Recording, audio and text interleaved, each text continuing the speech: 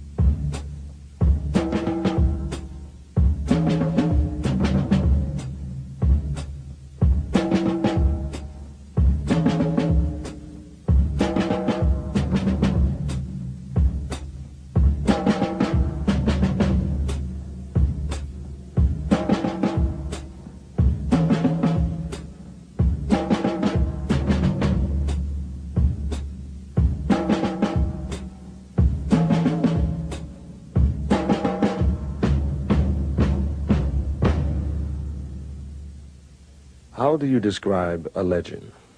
An African-American hero, an historian, an activist who for half a century has charted a singular course dedicated to the intellectual and spiritual liberation of a people.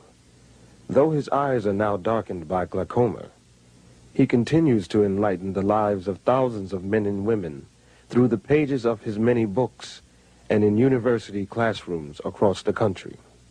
How do you describe a legend? You can't, really.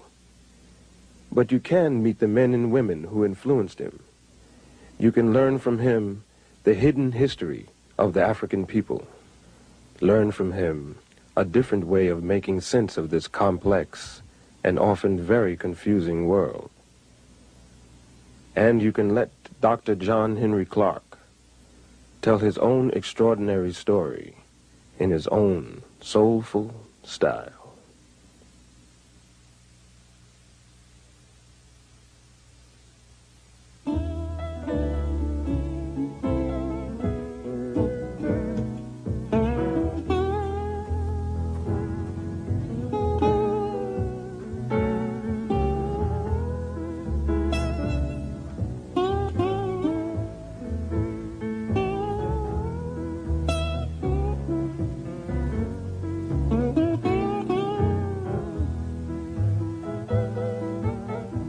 I was born on Sharecropper Farm in Union Springs, Alabama, New Year's Day, 1915. That was a great feast day in our family. And because my mother was a favorite in the family and I was late arriving, she said that nothing would be killed in this family until my child is born. And I didn't arrive until 3, and everybody was hungry. The feast had not started, and I wasn't exactly welcome. They never quite forgave me for that, holding up the feast. My early schooling was in one-room schoolhouse that was called Miller's Hill School. When we moved slightly out of the city, I was chosen to go to city school. Officially, I never finished high school in the formal sense until later years. In fact, I taught 2 generations before I took time out to get my BA, my master's, and my PhD. And I have it all now, but I'm principally self-trained. My university was the public library and well-chosen second-hand bookstores. So while I grew up poor, I grew up in a very rich environment, culturally rich. I grew up with a whole lot of love and affection, a lot of lap time and a lot of slap time too, because I wasn't permitted to get away with too much. Miss Evelina Taylor is my 5th grade teacher, and she might be the foundation teacher in my life. In addition to teaching me basic good thinking and good conduct, she called me into her room during her lunch hour one day and told me to stop playing the fool because I was playing the fool just to get accepted. And she said, it is better to be right and march into hell than to follow a bunch of fools into heaven. I wanted to do something to impress Miss Taylor, and we had current events on Friday. We wanted to say something unusual because I worked for white people before and after school, and they had magazines. They would receive them one day, read them hurriedly up, throw them away the next day. So when I got up for current events, I always had something decidedly different to say about my own people and about other people. No, I wanted to do something real big. So I went to a lawyer that I worked for before and after school. I can still remember his name, Gag Steiner, and I asked him for a book about my people in early world history. He says, I'm sorry, John, that you came from a people that have no history. My mind would not accept that. I continued to search, and I opened a book called The New Negro, and I opened to an essay called The Negro Digs Up His Past. And for the first time, I knew that I came from a very old people, that we were older than slavery, older than oppression, older than Europe. Now the scramble began for more information.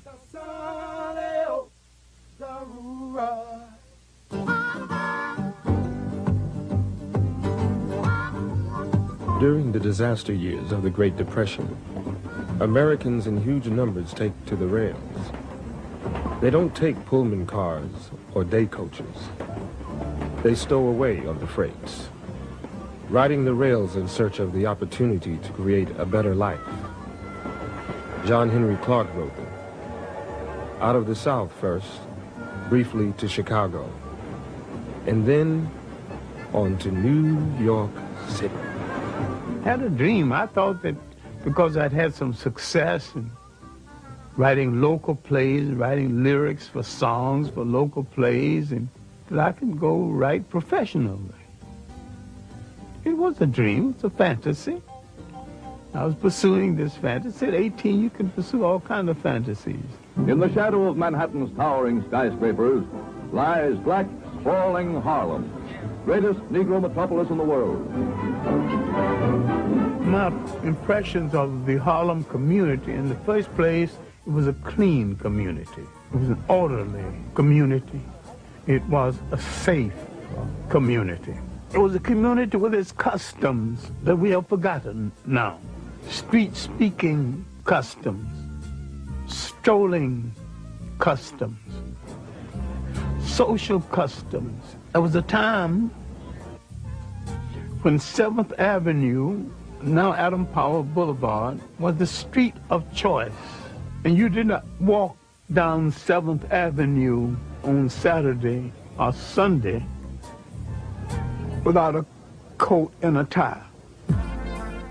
There was a custom of getting your lady in your long good suit and walking down 7th Avenue to show her off. You would walk 15 blocks.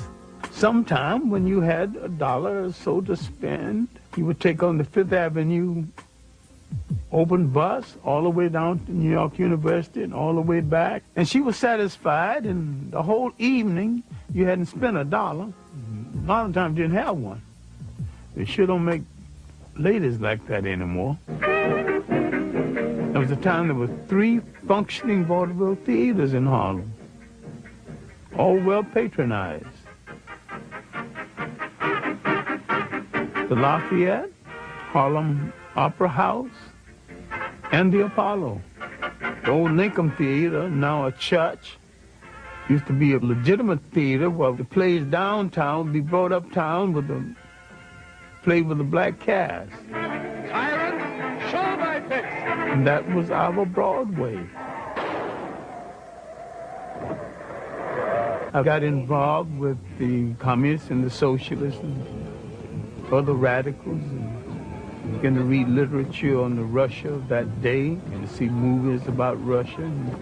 I was never a member of the Communist or the Socialist Party. I was active briefly in the Young Communist League. We were looking for a way out of the condition in which we lived. And they opened doors for us and gave us a platform we otherwise did not have.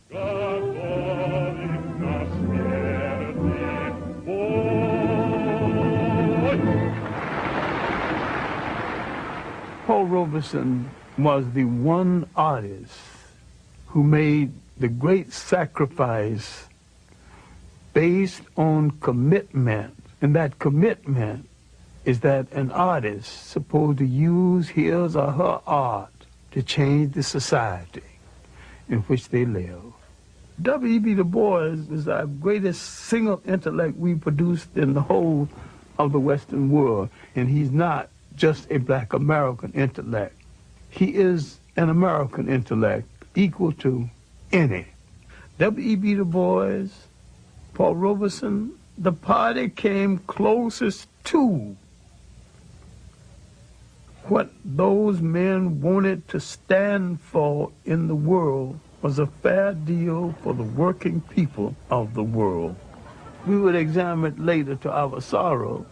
We were in an argument between not a liberator and an oppressor, but 2 oppressors with different techniques and methodology of oppression. In the final analysis, Russia did not want us to be free any more than the United States and England and the imperial powers, but they wanted us under their domination.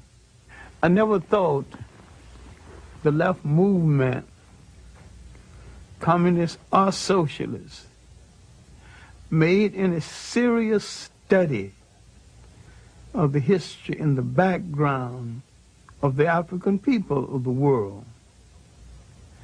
And they had a preconceived notion of us that had nothing to do with our reality.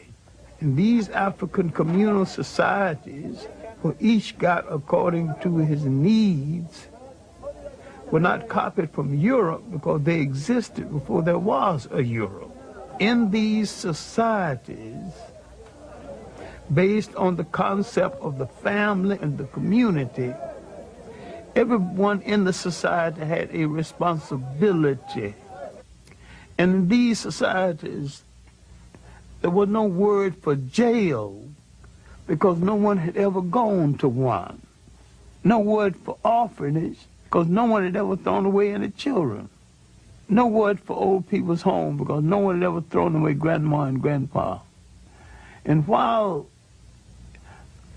I had some admiration for the conclusion of Karl Marx, I dare to say he was a political opportunist and a Johnny-come-lately because he was rehashing something that was in the world before the first European wore a shoe or lived in a house that had a window.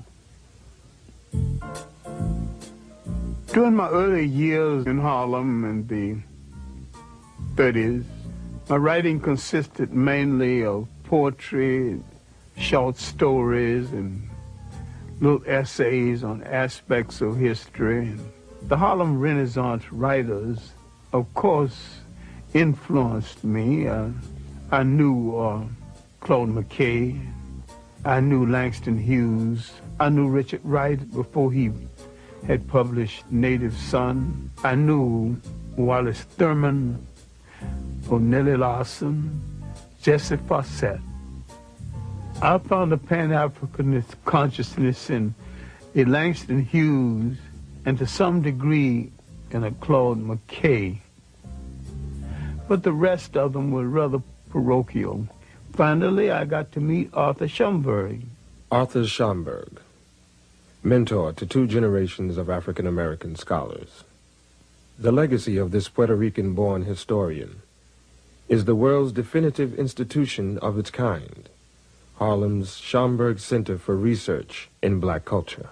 I went down the 135th Street Library, and he was on the 3rd floor, and I asked, very humbly, asked the librarian, do you know anybody who would give me a letter to see Arthur Schomburg? And she said very sharply, you know, impatiently, because she was short of help, you just have to walk up 3 flights. I walked up 3 flights, and there Arthur Schomburg was holding down the desk, being 18 and rash. I wanted to know the history of African people of the world, henceforth, right now, within the hour, his lunch hour, all of it. He said, sit down, son.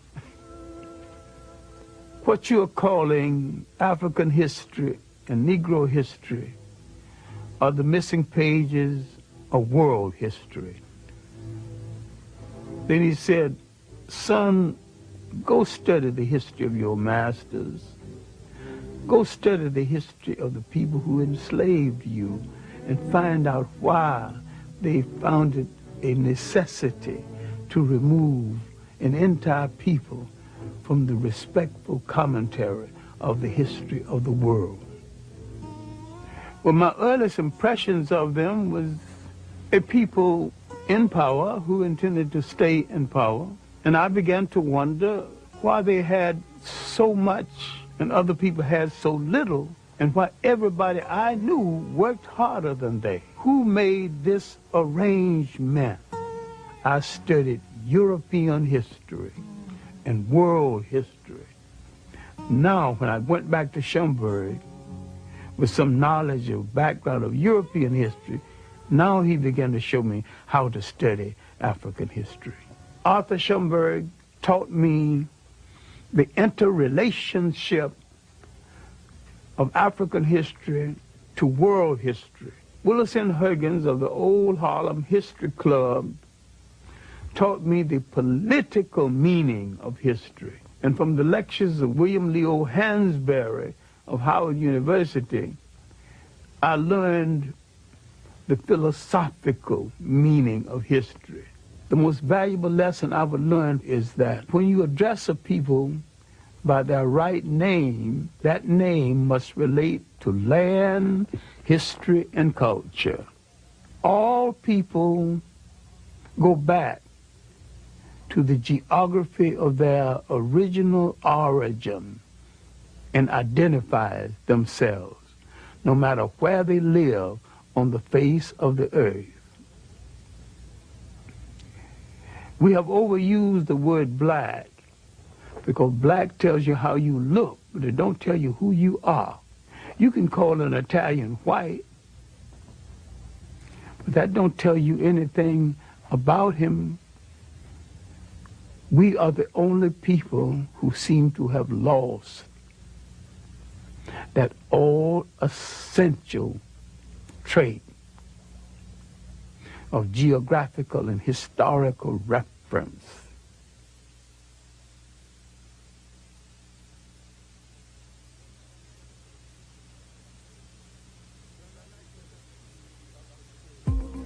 Around 1933 up until 1934, 1935, Harlem's main activity was how to make Harlem a congressional district so that Harlem could elect its own congressman. Adam Powell was just began to show his weight. We were fighting to get jobs on 125th Street, fighting to get jobs in our own neighborhood.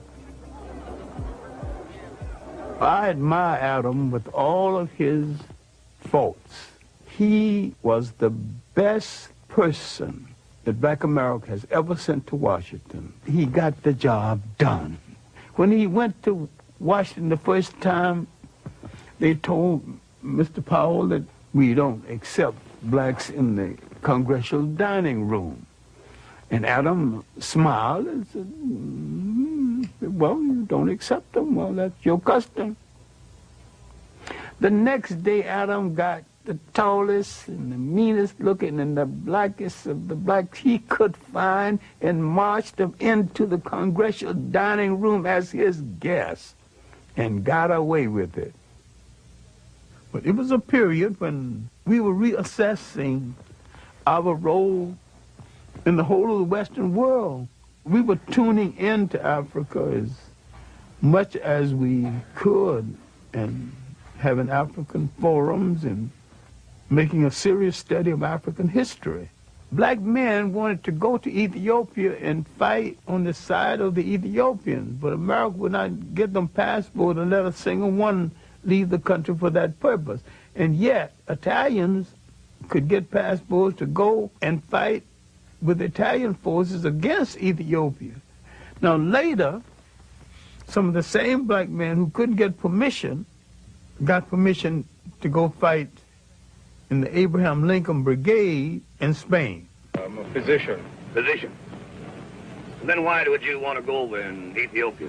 Well, I feel it's my duty to give my profession and, if necessary, my life in the cause of Ethiopia. And I desire and be happy to die for the defense of entire Africa, including Abyssinia. That's fine. Sign right here on the dotted line. See, originally, Africans did not define themselves by continent, but more by regions. Africa as a continent began to be defined by foreigners. In North Africa, the Romans had a province called Afrique. The word became Africa. The history, both known and hidden, of the land where time began has been a primary focus of Dr. Clarke's scholarship throughout his long career. The concept of social order, the concept of an organized society came out of Nile Valley civilization before there was any other society that has been known to man functioning any other place in the world. The significance of Nile Valley civilization is that it was that civilization that set a standard of performance untouched by the other civilizations of the world. And people are reluctant to give an African credit for a creation that happened in Africa. They also forget that the Nile Valley stretches 4,000 miles into the physical body of Africa, and that it was the world's first cultural highway. For centuries, Eurocentric scholars had rejected the idea that the mighty Egyptian empire was in fact created and maintained by black Africans. The concept that Western civilization was the product of non-white intelligence, imagination, technology, and spirituality was unacceptable, both psychologically and politically. A brilliant Senegalese scholar and scientist would shake, and many say topple, the very foundation of that conventional wisdom. His name was Sheikh Anta Diop. His research was brought to the attention of the English-speaking world through the efforts of his longtime colleague and friend. I was wondering why his books had never been published in the United States. He said there was no publisher's interest in his books, and so it took me 7 years to interest the publisher in the books of Sheikh Anta Diop. Diop's disciples refer to him as the Pharaoh of the Upper Nile. You must be strong enough and serene enough de voir les faits historiques to see the historical facts et de les interpréter and correctement. to interpret them. Nous pouvons tous être passionnés, We can all be impassioned, Mais ce n'est pas de cette manière que nous résoudrons les problèmes complexes de l'humanité. But that is now not how we will resolve the very complex Donc cette problems of domination humanity. dont nous souffrons, dont j'ai souffert moi-même, The domination that we suffer from, that I have suffered from myself, notre propre domination des autres races l'a précédé. our domination of other races preceded it. Donc l'Afrique a exercé un impérialisme continu pendant 4000 ans. For 4,000 years, Black Africa had an imperialism. Toute l'Afrique occidentale était conquise et était justement sous la domination noire. All of Western Asia was under the domination of blacks. On n'aurait pu jamais penser à cette époque-là que la situation pourrait un jour être renversée. And at that time, no one would ever have dreamt that the situation could be reversed. C'est pour ça que l'étude de l'histoire nous redonne la sérénité pour apprécier les faits et les relativiser. This is why the study of history gives us the serenity required to appreciate the facts as they are. In 1974, he would challenge the major scholars of the world on the concept of Egypt not being anything other than an African state. In the conference on the peopling of Egypt, leading scholars of the world met and debated. Most of them wanted to put Egypt's origin outside of Africa. Sheikh Anta Diop and his protege, Theophile Obenga, placed Egypt within the context of Africa's totality. Sheikh Anta Diop was more than a historian. He was a scientist, he was a paleontologist, and he had proven that if he could get the pigment from some of the mummies, he could prove their African origins. All the rest of the conferees came just to disagree, and when it was all over, they had to admit these two men came prepared to prove their case. At that point, they began to close the door to the research of Sheikh Anta Diop.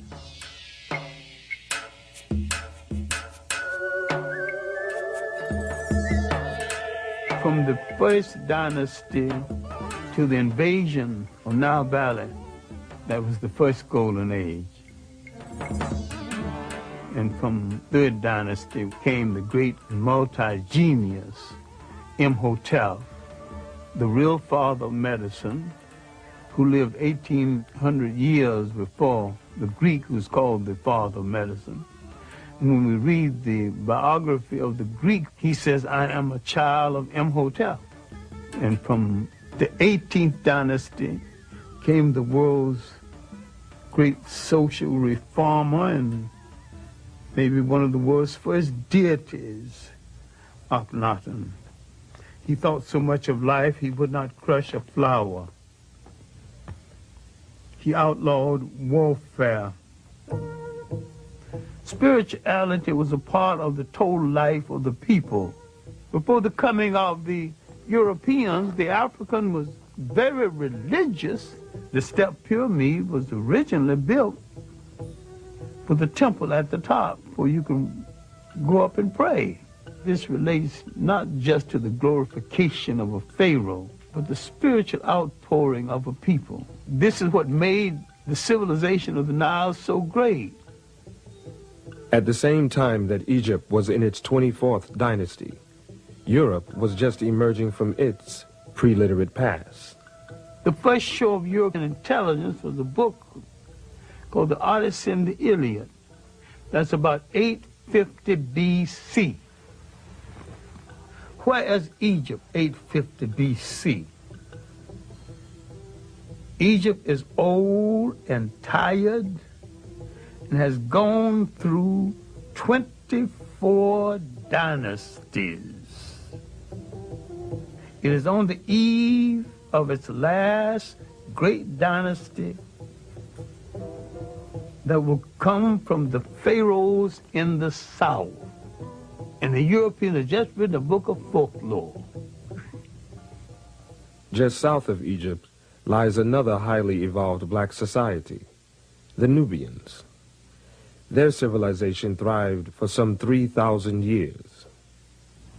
I call the 25th dynasty the one dynasty from the south that moved up north and to tell their cousins, the Egyptians, how to rule a nation one more time. In the great show of history, this was Africa's last walk in the sun. It was a great and mighty walk.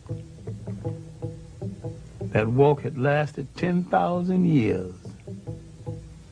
Now it's coming to an end. Europe is just being born. The very word Europe is not even being used.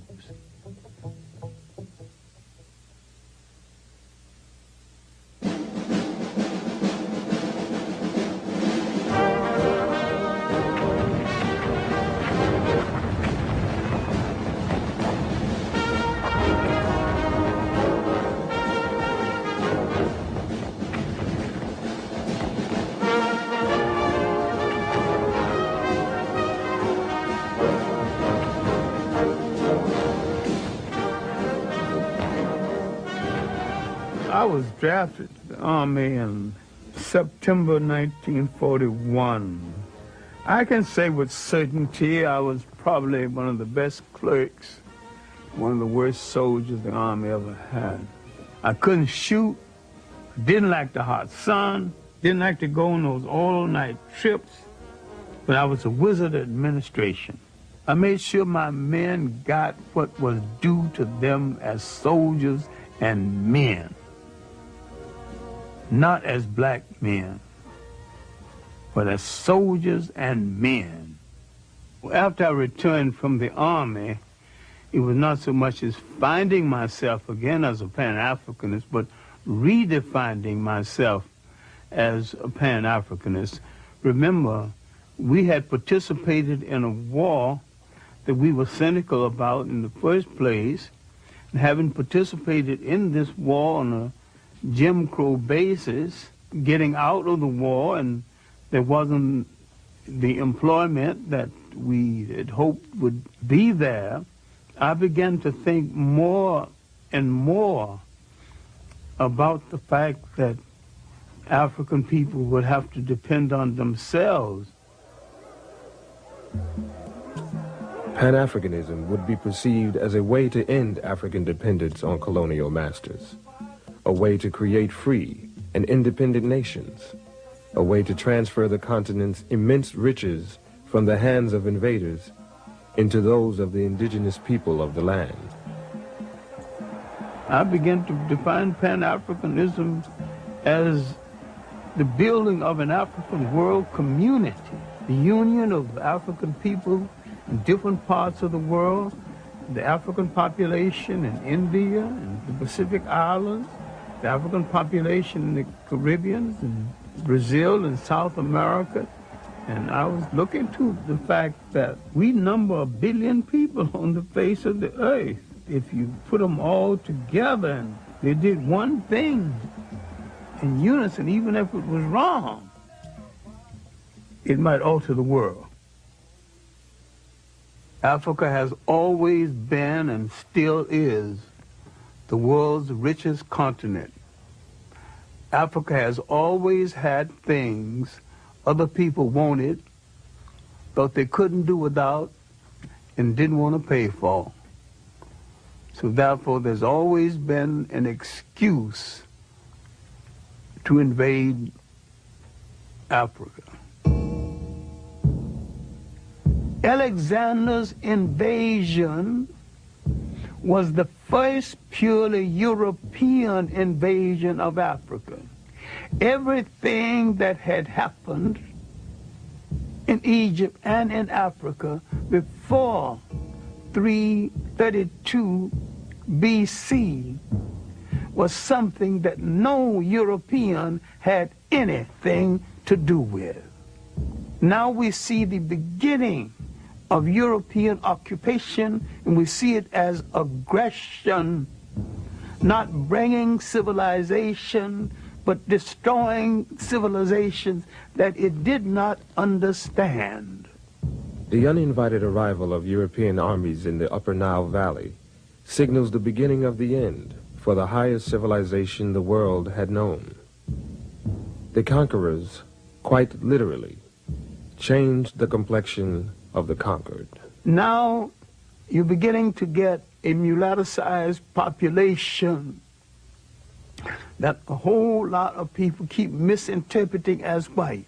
With each one of these invaders came the bastardization of the population based on the fact that for the sake of pleasure, the foreign soldier heads for the female population at a time the male population has been defeated in war. The Greeks' rule didn't last that long before they were challenged. An ambitious and well-dressed bunch of thugs across the ocean, not very educated, but they could fight like hell, called Romans, began to have ambition for the trade in the Mediterranean. Carthage, a powerful black state in North Africa, had imperial ambitions of its own. By the 3rd century BC, its forces had crossed the Mediterranean and established a large province in Spain. The military commander of Carthage had apprehensions about his Roman neighbors and warned his son to keep a watchful eye. Hannibal's father, he would point across the ocean and said, there's some evil people over there. We better bring the war to them before they bring it to us. Hannibal never forget. Hannibal is only 26 when he takes charge of the army. He launches an audacious military adventure, leading his men and their elephants over the Pyrenees Mountains into France, then pointing them across the Alps, boldly, toward Rome itself. Heavy casualties, overextended supply lines, and defection of allies drive Hannibal off the soil of southern Europe. He retreats back home to Carthage. The Romans have made a mission, almost a cult, out of the destruction of Carthage. They would meet each other in the mornings. Good morning, Roman citizen. Carthage must be destroyed. Yes, of course, Roman citizen. Carthage must be destroyed. Rome's legions clash with Hannibal near Zama. His troops are defeated. Hannibal is sent into exile.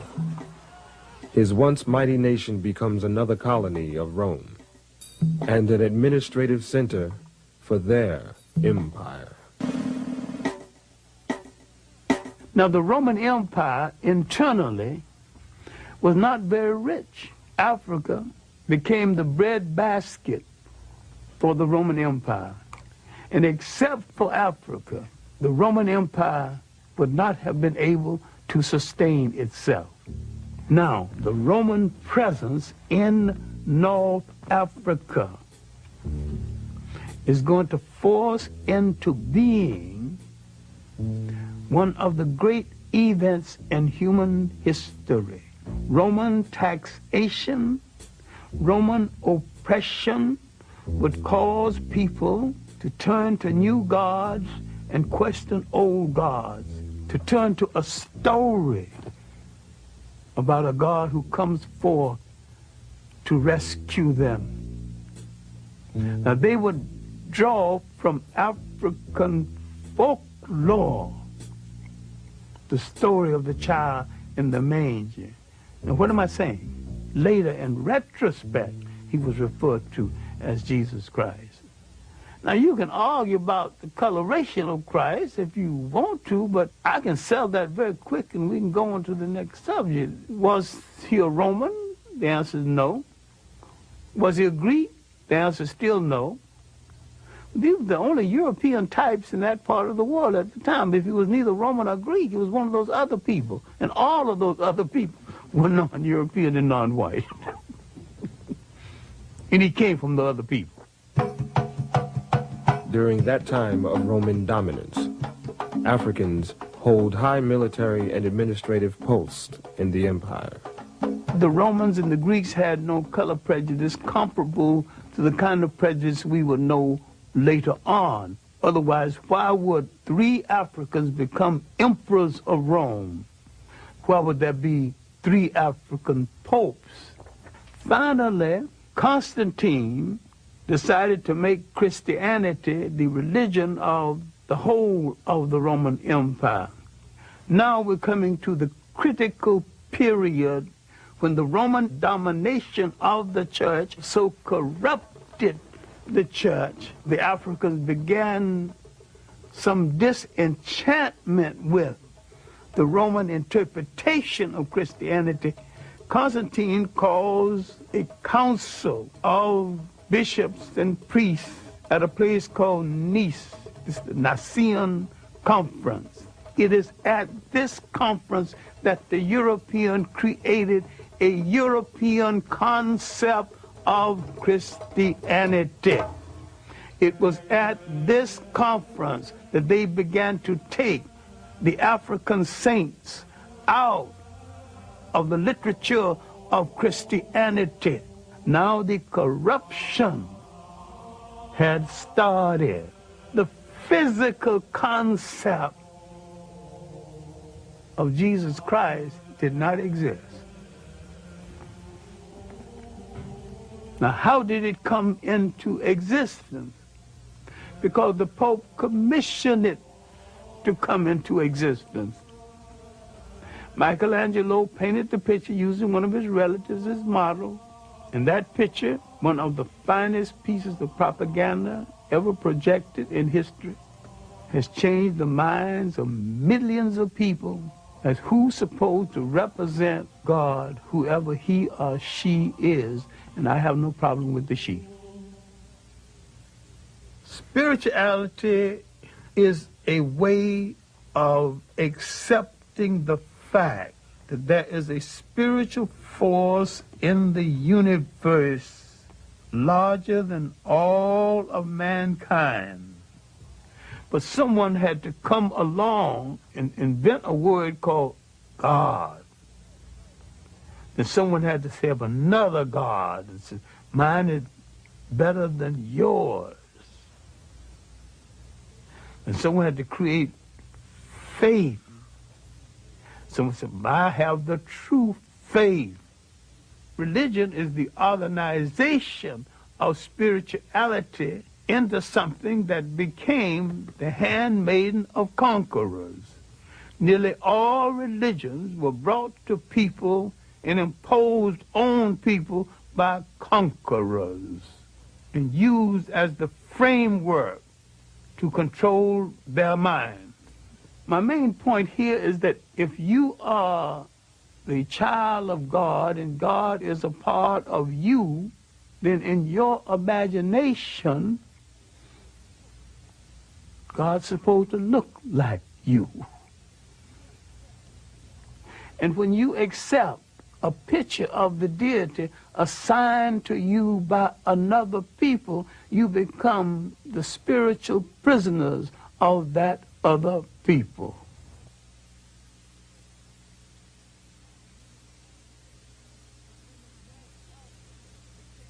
Many Africans became Roman citizens, just like many black Americans today. I have nothing to do with Africa. I'm an American. I'm a citizen. I'm an American. There were Africans way back there with that same kind of split personality silliness, not knowing where their ethnic identity belonged. Rome's hold over its far-flung provinces weakens. In North Africa, it faces a new and fierce challenge: Islam. The Arabs, noticing the weakness of the Romans in North Africa, began to court the favor of the Africans. Arabs convinced the local black populations to join in the struggle against a common oppressor. They also convinced many of them to abandon their traditional beliefs and pledge their allegiance to Allah. The Africans assumed that by supporting the Arabs would get the Romans literally off their back. They were right. The Arabs did get the Romans off their back, but the Arabs replaced the Romans on their back. And like most conquerors, they declared war on African culture and African ways of life. The Arab has always been a propagator and a defender of slavery. They've always rationalized slavery based on Islam. I do not think any religion sanctions slavery. And anytime you use a religion to sanction slavery, you're misusing that religion and misusing the word of God. Well, the Christians did it, and the Arabs have done it, and the Hebrews have done it. It's not right in any case. Islamic armies, their ranks dominated by African converts, defeat the Romans and push on to the continent of Europe. In the process, they capture Spain. There, the Africans and Arabs create a rich, cultured, and powerful empire. So powerful, it endures for 500 years. The achievement of the Arabs at this time is they have driven the Europeans out of the Mediterranean. The European now must go back into Europe. They have no empires, no great connections outside of Europe. And because of this, they ultimately would go into a period called the Dark Ages. People are confused because when the European mentioned the Dark Ages for him were not the Dark Ages for other people. Concurrent with his Dark Ages, the African had his third golden age. As Europe suffers, three great kingdoms are emerging in West Africa: Mele, or Mali, Ghana, and Songhai. These were lands of enormous wealth, generated by their control of the trade routes across the Sahara and the abundance of their gold mines. The kingdoms were known for their benevolent governments and their great respect for learning. For a while in history, there was only two great universities: the University of Sankore at Timbuktu and the University of Salamanca in Spain. And the African was solely in charge of the one at Sankore and part in charge of the one at Salamanca. The Arabs had to some degree institutionalized the practice of African slavery. The Europeans internationalized it. In Europe, the wealth amassed from the slave trade makes the Industrial Revolution possible, while laying the foundations of modern capitalism. In the Americas, the traffic in human souls creates a vast African diaspora, millions upon millions of people ripped from their homelands, transported in chains to a distant, hostile world. The European came into Africa as a guest and was treated as a guest. The Africans unsuspected, political, naive, as some of them still are, because he had nothing against the Europeans and he had never enslaved any Europeans. He just assumed automatically no European would enslave him. He had never dealt with anyone who would enslave the host and the wife who cooked the meal and lie about it. Around 1442, the first slaves would be taken out of West Africa. Spain and Portugal goes to the Pope, the leading arbitrator of that day, the one person in Europe with the greatest authority. The Pope would say to Spain and Portugal, you take the East and you take the West, and you two good Catholic nations start fighting among yourselves. And then the profound statement before departure, you are both authorized to reduce to servitude all infidel people. The slave trade now had been sanctioned, and Europeans had been told they need not feel guilty of it because you're doing this to an infidel who is outside of God's grace. England went into the slave trade with a vengeance, led by Captain Hawkins and the good ship Jesus. The ship was called the good ship Jesus. The coat of arms on the ship was two Africans bound back to back with their arms tied. So they saw no contradiction in being in the slave trade and being Christians at the same time. We cannot deal with this enough because we're still suffering from this inside of the mind of a lot of people in this world, into the millions. We are outside of humanity, outside of the grace of God. That's a terrible feeling as you walk the earth, because what has been taken away is your essential humanity, your human beingness. And when they take away your human beingness, they take away your nationness. Early in the 19th century, the concept of slavery began to yield to the concept of colonialism, a more sophisticated form of slavery. Slavery as a system became unwieldy, and besides, there's a point where it was saturated. Everybody who wanted a slave had one, who could afford one. The European nations of size that did not have any portion of Africa began to grumble. At the Berlin Conference, 1884 and 1885, the European powers of substance who did not have any part of Africa now were given some parts. Africans did not fall at the feet of the European invaders. They fought fiercely, bravely, and continually. Anti-colonial wars started up down the coast of West Africa and parts of Inner Africa and in the Congo. There was armed resistance. The Zulu wars lasted from the 1650s when the Boers arrived to the last Zulu war was 1906.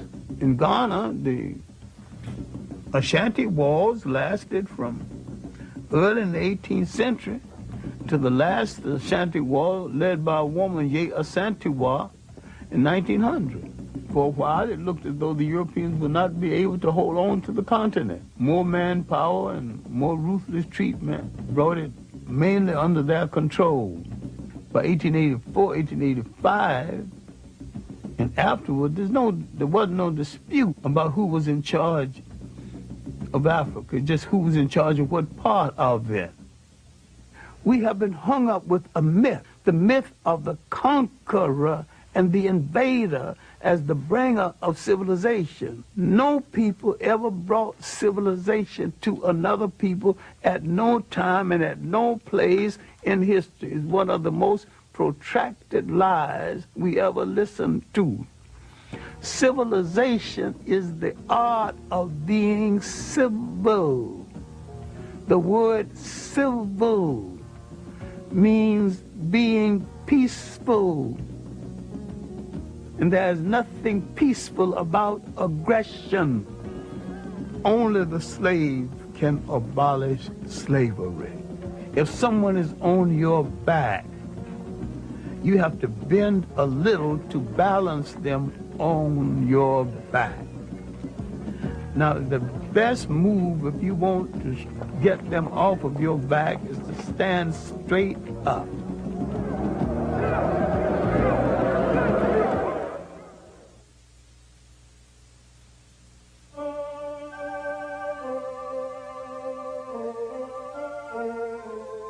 There's something about an island, a body of water, creates a special kind of dreamer, because they did not know where they came from in Africa. They dreamed of the whole of it, bring it all together in one piece.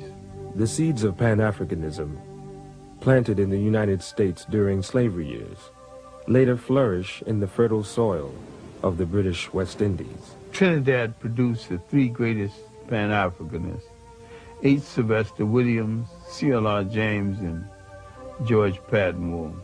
In Trinidad, they found the Pan-African League. H. Sylvester Williams would eventually call it Pan-African.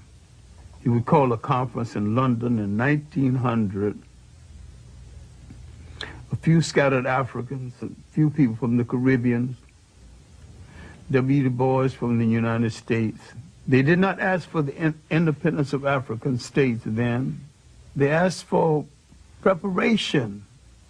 Give us the kind of education that will prepare us for eventual independence. They were reasonable, but they weren't listened to. And yet the conference made some kind of impression. After the first Congress, Du Bois would be the leading light from the second through fourth. But the most meaningful, the one that Du Bois called in Paris, as a result of this Congress, Du Bois came to center stage as the leader and theoretician of Pan-Africanism. Pan-Africanism wasn't exactly new, because black Americans were practicing it long before someone gave it a name. The African settlement movement, the movement that settled Liberia, was in form of Pan-African movement. The so-called Negro Convention movement was most a discussion of how you bring the African world together. That whole 19th century was Pan-African thought. Prince Hall, his development of the Black Masonic order that he called the African Lodge. The search for a place in Africa for settlement by Martin Delany and Robert Campbell. 1829, David Walker's appeal to the colored people of the world was basically a Pan-African appeal. All of this, before we come down to the end of the 19th century. The ultimate Pan-Africanist, of course, was the Jamaican Marcus Garvey. Citizens of Africa, I greet you in the name of the Universal Negro Improvement Association and African Communities League of the World. You may ask, what organization is that? It is for me to inform you that the Universal Negro Improvement Association is an organization that seeks to unite into one solid body the 400 million Negroes of the world. It was soon after the end of World War I, the Secretary of War had told the black American soldiers that their lot would not be appreciably changed by virtue of the fact that they fought in the war. There had been an investigation. It was discovered that many of the nurses wouldn't treat black soldiers in the hospital, wouldn't even touch them. Some of them died as a result.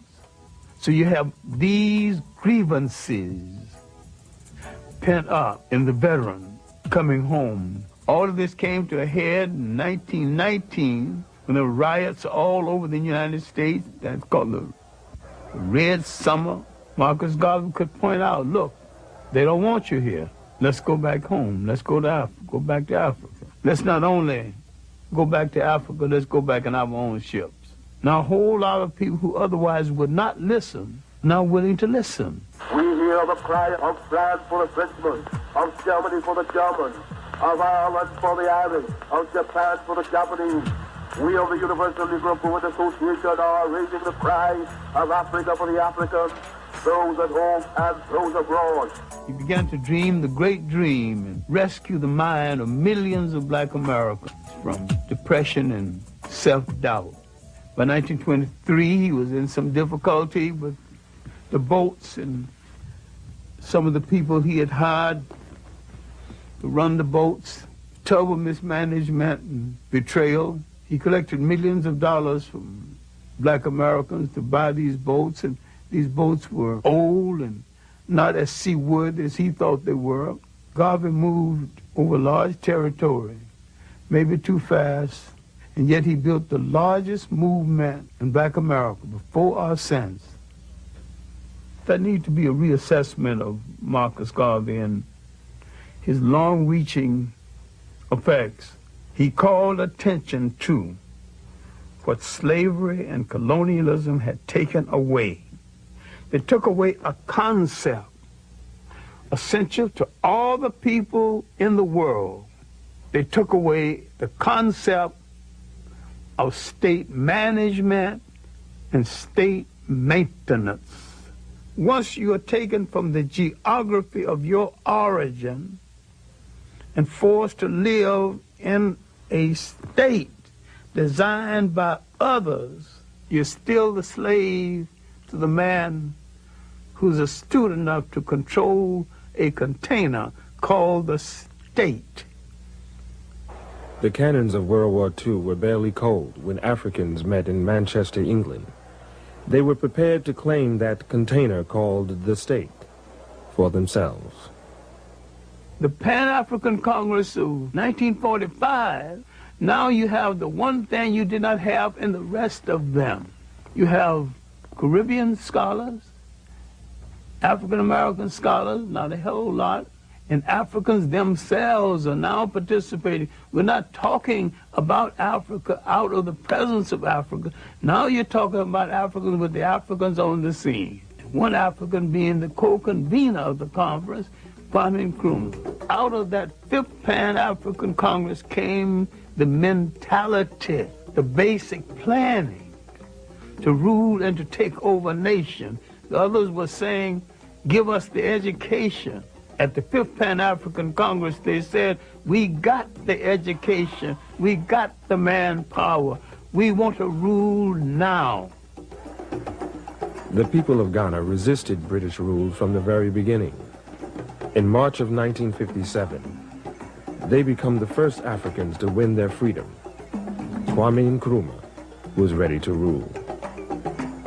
When I knew Nkrumah in the Harlem History Club days, my impression of him was not as the future head of state, but as an African who's going to go back and make a major contribution to his nation, and he was a committed African.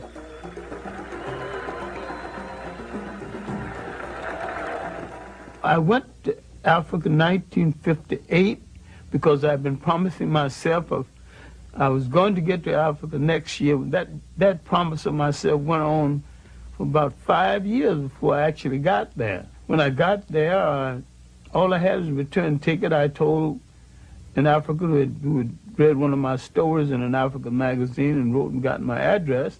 I said I was coming to Ghana, get me a place in a hotel for a few days, and he didn't even go to a hotel, he even tried. He took me to the slums of Accra, and I lived right there with him. Finally, a check that was due me from America did not arrive. When it did arrive, it bounced.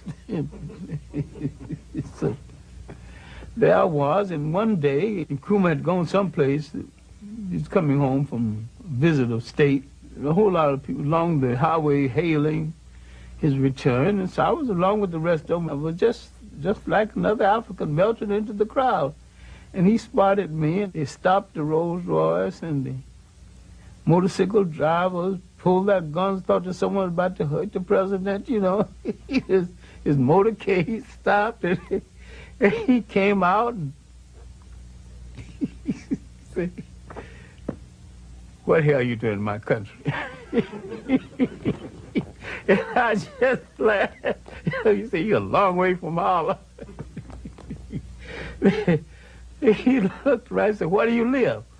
I said, in Jamestown.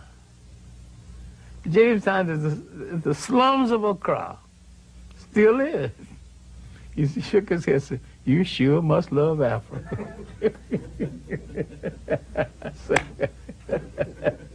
Finally, he headed back to his car, and he turned back to me. He said, you know what I'm going to do for you? I told him I didn't have any job, and my check had bounced. I didn't even know how I was going to get home. I'm going to put your Harlem behind to work. And he gave me a job. Working on his newspaper, the Evening News. The significance of Ghana's independence at that time is that it gave spirit to the whole of the African world. It was a major impact on black America because it came at the time the civil rights movement was reaching a crescendo, a great height. His first vision of Pan-Africanism was the physical unification of Africa. And he said that Ghanaian freedom won't mean anything until the rest of Africa is free. So the spirit of Ghanaian independence would create a light of hope in the rest of Africa. And this is what Kwame Nkrumah was trying to build. This is what the intelligence services of the United States, England, and France had to destroy to keep the example of Ghana from emerging. What went wrong was our misunderstanding of what a state consists of and the responsibility that goes into holding one together. And our dependence on our colonial masters more than we anticipated. We who had longed so much for power, we wanted power. When we got close enough to touch it, we realized we hadn't even decided what we're going to do with it once we get it. I want to take this opportunity to welcome again to the United States, which he knows so well, the first citizen of Ghana, President Nkrumah. I was in the anti-poverty program in Harlem, and when Nkrumah came and spoke at the United Nations, I got the picture and showed it to them, and I got the speech. And the first thing I showed them, I said, look, there's a black man, head of a nation, speaking to the world. He got coarse, nappy hair. He didn't apologize for it. He said, here I am, African and black and bold and powerful and head of a nation. And I got something to say to you, and this is what I got to say.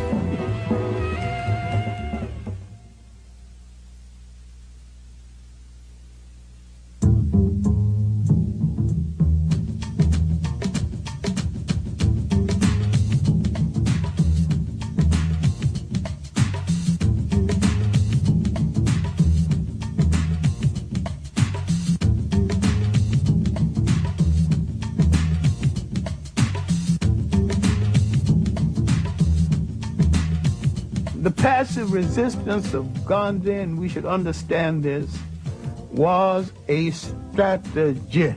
I regard myself as a soldier, though a soldier of peace. I received the inspiration to carry on in the nonviolent tradition from Jesus of Nazareth and the operational technique from Mahatma Gandhi. The passive resistance of the civil rights movement was sold as a way of life. A strategy is never a way of life. A strategy is something you use the same as you use an orange. When the juice is gone, you throw it in the garbage can. And Mahatma Gandhi was an East Indian nationalist, but a very skillful politician. And he always had a violent alternative waiting in the wing just in case his nonviolence didn't work. Today marks the beginning of a determined, organized, mobilized campaign to get the right to vote all over this state. I think Dr. Martin Luther King was the spiritual leader of the black movement, of the civil rights movement, and probably one of the finest theologians that we produced in recent years. He was a dreamer, and yet he was a committed man to struggle, and he made great sacrifice within that struggle. I had some strong disagreements with him. I never thought that we should be locked into the concept of nonviolence as a way of life. I was perfectly willing to use it as a strategy. I think we should be slow in criticizing Martin Luther King. He was brave enough to put his life on the line for what he believed. We are still here talking. That's proof enough of his bravery over ours.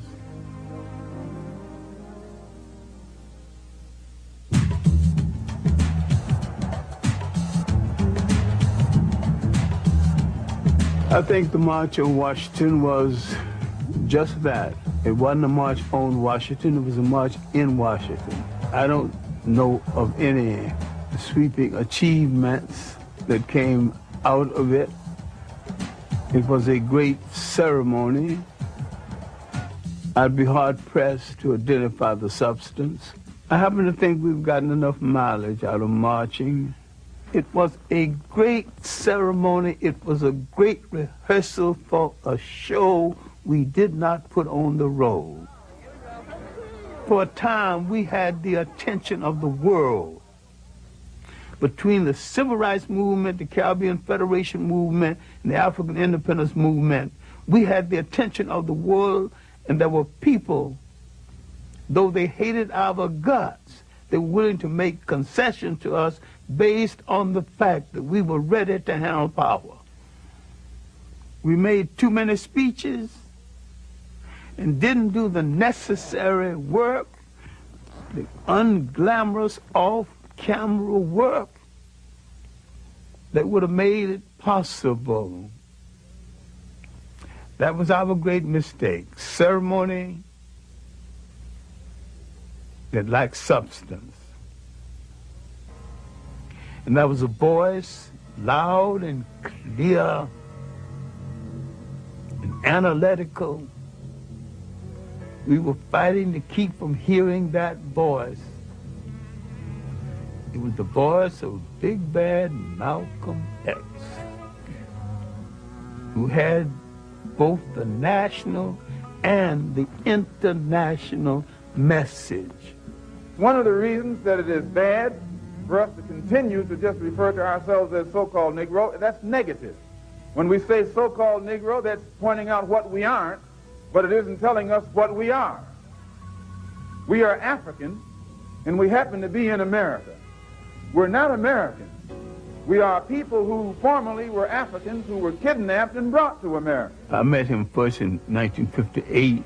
I know him from that period until his death, and sometimes saw him on a daily basis. I would furnish information on history and background information. I never told Malcolm X what to do, and I don't remember anybody else who told him what to do either. They have studied the tactics and the strategy and the methods of all of the African nations who have emerged and won their independence. And they've seen that the Africans didn't get it by sitting in. They didn't get it by waiting in. They didn't get it by singing "We Shall Overcome." They got it through nationalism. I first met Malcolm at the World's Trade Show building. Looked me up and down and said, "I bet you're a swine eater." I'll admit that I had paid some joyful visits to pork chops and other parts of the pig. And I said that, you know, Malcolm, if it wasn't for the pig, you and I wouldn't be here arguing about the pig, because some of us would be gone. We would have starved to death. Many times when Malcolm X was prefacing his speeches with the words, "The Honorable Elijah Muhammad teaches us," Malcolm X was teaching Malcolm X lessons over and beyond anything the Honorable Elijah Muhammad ever thought about. You say we are on the road now to a better world because the white man promised integration. This is a disgrace. Mr. Muhammad's analysis is that until the image of the black man in the mind of the black man has been changed, you will always have delinquency, parental as well as juvenile. So his entire approach is not so much to change the attitude of the white man toward the black man, but to change the attitude of the black man about himself. The Arabs and certain powerful groups within Islam really wanted Malcolm on their side. There was a serious attempt to persuade Malcolm to turn on Elijah Muhammad and establish a second Islamic group based on what they considered to be Orthodox Islam. They offered him $3.5 million. He turned it down, and we were walking down the street toward his car, and this man had turned down $3.5 million. And he whacked me on the shoulder and says, "Swine eater, let me buy you a cup of coffee." He was more loyal to Elijah Muhammad than Elijah Muhammad eventually was to him. Elijah Muhammad was getting old and feeble, and there was suspicion that Malcolm X would be the logical successor. There were those within the nation who didn't want Malcolm X as the logical successor because Malcolm X would have done some serious house cleaning. He was an honest man, and there were some thieves in the house. I think his development as a Pan-Africanist came a little later in his life. In the final analysis, he was as good a Pan-Africanist as any of the rest. We have to have the type of understanding of Africa and the type of understanding of our people here in order to build a bridge, a contact, a line of communication between the two. And once the lines of communication have been established, and our African brothers can stretch forth their hands and reach us, and we can stretch forth our hands and reach them, why, there's nothing that this blue-eyed man in this country will be able to do to you and me successfully from that day onward. Malcolm X had laid down a threat to the colonial powers of the world. It is nationalism that's bringing freedom to oppressed people all over the world. It was nationalism that brought freedom to the Algerians. It was nationalism that brought freedom to the Nigerians and to the Ghanaians.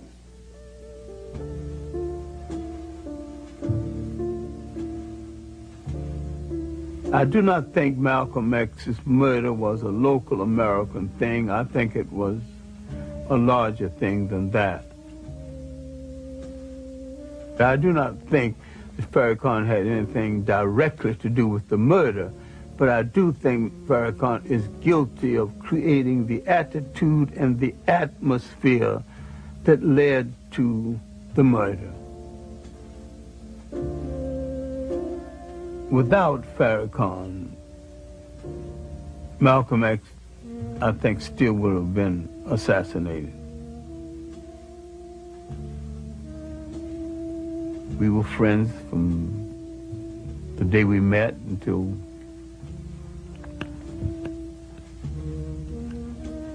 his death.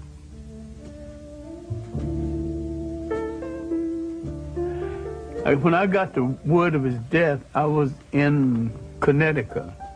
I'd gone up to make a speech in Connecticut, and I was at a Jewish home. Someone announced that he died, and then someone added, dismissing the whole thing, that after all, he was anti-Semitic. I know the man well enough to know that he really didn't hate anybody. He hated certain things people did. He wasn't a hater at all, and they spoke as though they had the right to tell us who should and should not be our hero. I went into that bathroom, and it was after dinner, and just cried like a child for 15 minutes, and I came out partly composed and made the speech that night I was asked to make, and came on home and began to try to deal with the reality of the situation. Because to me, Malcolm X was not gone, and he's still not gone in my imagination. The whole year after his death, I almost got the feeling that we were having our usual conversation. I was always in it. What can I do? And finally, I got the feeling that he had said, do your best work. I was a good teacher before that. I was a better teacher and a better human being after that, because I knew that being a good classroom teacher was my best work.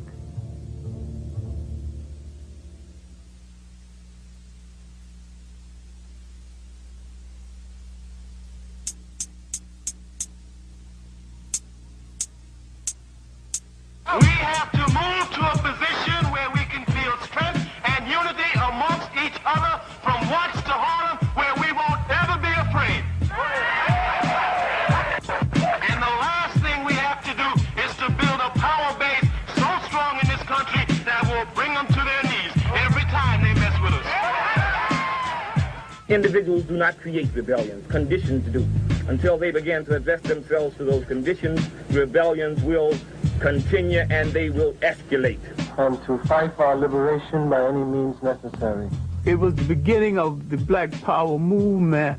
It was also the Black and Beautiful movement, moving into second gear. I would like to think that wearing the afro, wearing the African clothes was a move toward Africa. To some extent, it was a form of African consciousness, an African awakening. As a result of it, African people were stimulated throughout the world. But what followed the stimulation? What institutions came out of it? What of lasting value came out of it?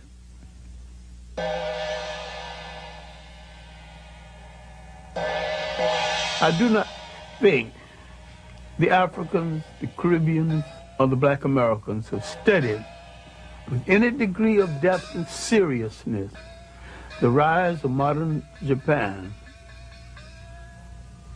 They went into a war and they lost. They sustained 2 atomic bombs. They had that country occupied. Now the people that defeated them are now begging them for commercial space. What did they do that we have forgotten how to do? They did some serious, astute planning. Not loud mouthing, not boasting. They did not get on the radio or any platform and call anybody any name, but they did what they had to do.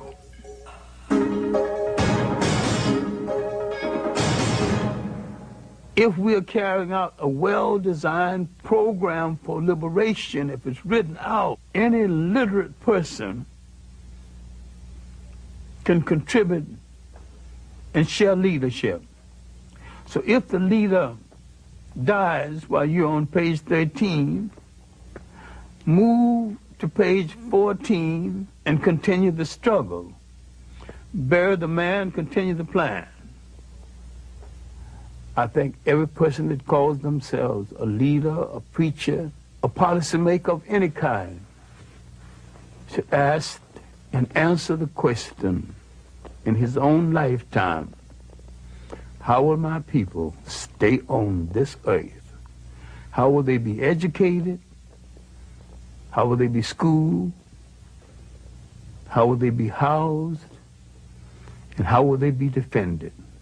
The answer to these questions will create the concept of enduring nationhood, because it creates the concept of enduring responsibility.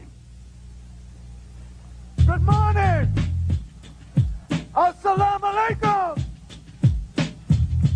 My dear brothers, black men, strong black men, upright black men, sober black men, together black men, unity black men, freedom black men, justice black men. Welcome to the Million Man March. 1 million black men make their way to the nation's capital. They are answering Minister Louis Farrakhan's call for unity, redemption, and atonement. It's the largest demonstration in American history. Marching is a strategy, and I think we have gotten enough out of the strategy. I think the march is a waste of shoe leather, gas, and energy. I have some serious problems with any kind of march for our liberation that leaves out one half of the mentality of our people, the women. I don't buy the rationale that the women need to stay home and take care of the children, you know. I ain't buying that. If they have no honorable place in your liberation is not worth the fight. Because you can't build no family struggle. You can't have no continuum. You can't even continue your name without that connection. Long live the spirit of the Million Man March. Long live the spirit of the Million Man March. I'm saying there's more to revolution than throwing your fist in the air. There's more to progress than marching. I want to say, my brothers, this is a very pregnant moment. Pregnant with the possibility of tremendous change in our status in America and in the world. We're doing showbiz liberation. And that's not liberation. Today, whether you like it or not, God brought the idea through me. And he didn't bring it through me because my heart was dark with hatred and anti-Semitism. He didn't bring it through me because my heart was dark and I'm filled with hatred for white people and for the human family of the planet. If my heart were that dark, how is the message so bright, the message so clear, the response so magnificent? This march will do more to wash Farrakhan's ego and to project him into the forefront of leadership than anything else. And once he's in the forefront of leadership, where will he lead us? God is great. God is great. Straight to Islam. And yet he will not make a principled statement on the enslavement of Africans in Mauritania and in the Sudan. And there's all kinds of documentation, all kinds of proof.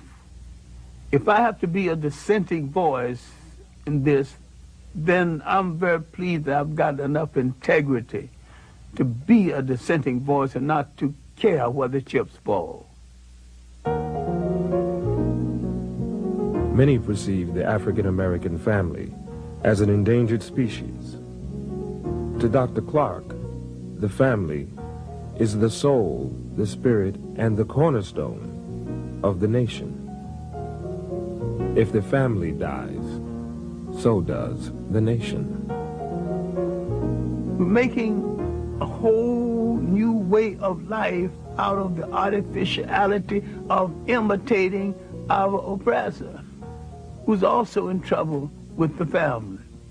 And we grew up in communities where every child was a child of the whole community and could be disciplined and rewarded by anyone in the community. Now we bought into someone else's sociology. Don't touch that child. Don't you dare spank my child. When formerly, your mother left you alone and said, if they misbehave, you can spank them. We don't have that kind of relationship one to the other anymore. After emancipation, we made a monumental effort to find broken bits and pieces of our family. My own grandmother spent 3 years wandering around Virginia trying to find her first husband, who had been sold to a slave breeding farm in Virginia. But the major thing was we were trying to put families together and to have family connections. Our new mission of liberation is to put strong families together again, because the family is not only the embryo of the beginning of all that we can call civilization, but it's the beginning of all anyone can call a civilization. Because this is the essential network that leads to nation. There's some common sense things we can still be doing. Our communities are miniature nations. We have to control them. Control the real estate in those communities. Control the education in those communities. You cannot write the history of this nation as though it is only a white nation. It's a multicultural nation. I'm saying whatever the solution is, either we are in charge of our own destiny or we are not in charge. On that point, we got to be clear. You're either free or you're a slave.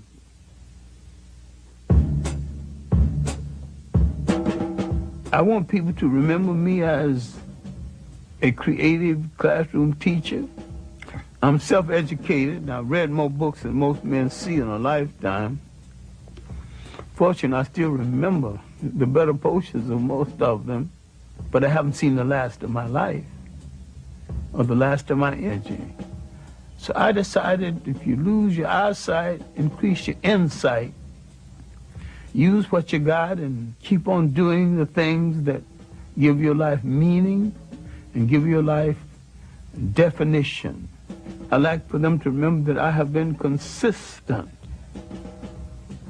I took certain principle stands in my late teenage. Now at the age of 80, I have not discarded these principle stands. My great overpowering love affair has been the liberation and the maintenance of African people and to restore them to a status that they lost in the world. I think faith has not spared African people for an ideal purpose. If we were put on this earth and we have endured a Holocaust 10 times worse than the one in Europe, then faith has a mission for us. If we gave the world its first humanity, maybe we have the capacity to give the world its next humanity.